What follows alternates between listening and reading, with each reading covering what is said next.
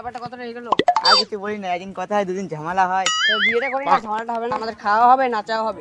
হ্যাঁ, তোরা খাইয়া চলে যাবি আর আমি তারপরে বিয়ের পর আমি একা মরি।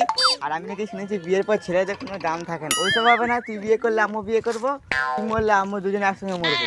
বিয়ে তো নাই করলাম, আমি যাই হ্যান্ডসাম ফস্তা, আমাকে কে মেয়ে দেবে? আর আবু পাড়া তো দিনের সাথে কাল ওর বিয়ে হলো, ও বউটা তো কত সুন্দর দেখিনি। আরে উজ্জ্বল ভাই দেখ, একটা কালো বাদলের সঙ্গে একটা মানুষ আসছে। থাক ছেড়ে দে, কিছু বলতে হবে না। চল দেব ভাই কিছু খেয়েছি।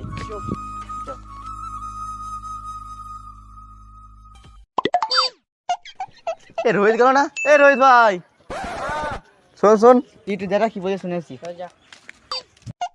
কি দিদা বলো? তুই এত ফসা ওই কালো সেটা ঘুরছি কেন? তুমি এই কথাটা আজ বলতে পারো, কিন্তু তোমার ভাই তুমি এই কথাটা বলতে পেতে। দে বিট্টু দে, সকালে একজন ফোন করেছিল, কি বলছে শুনেছি। ভাই তুই আবার ওই ছেলেটার সাথে মিশছিস? কতবার বলেছি না ওই ছেলেটার সাথে মিশবি না? তুই যদি আবার ওই ছেলেটার সাথে মিশিস তো আমার সাথে কথা বলবি না, চল।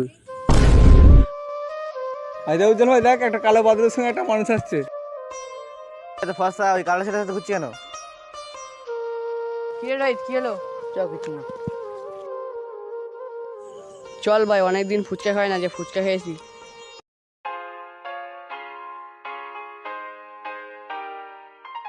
কি রে ভাই, কি ভাবছিস? না রে ভাই কিছু ভাবছি না, আমি এখন ভালো লাগছে না, বাড়ি যাচ্ছি।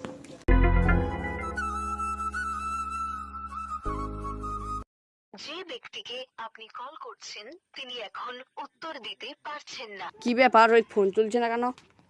যাই একবার ওর বাড়ি থেকে জিজ্ঞাসা গিয়ে।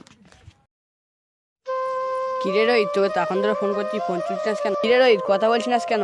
তোর মতো কারোর সঙ্গে কথা বলবো? তুই কোথায় রাতের মতো কালো, আমি কোথায় দিনের মতো সাদা, তোর সঙ্গে আমি কথা বলবো না, যা।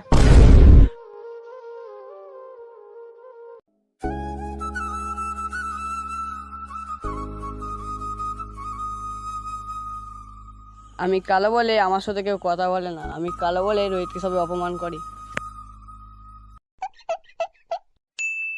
কিরে রোহিত, তোর সাথে দেব কয়? আমি দেবের সঙ্গে কথা বলি না। কেন? এমনি কথা বলি না। এমনি কথা বলে নিস? না দেব কালো, ওর সাথে কথা বললে তোর মান সম্মান চলে যাবে। ভুলে গেছিস সেসব কথা?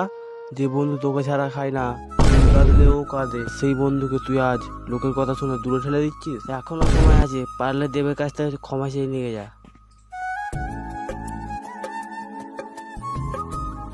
দেব দেব আমাকে ক্ষমা করে দে, আমি তোকে না জানি অনেক কিছু কথা বলে ফেলেছি তোকে। বন্ধুদের মধ্যে কোনো রাগ অভিমান নেই। চো এবার বাড়ি চো।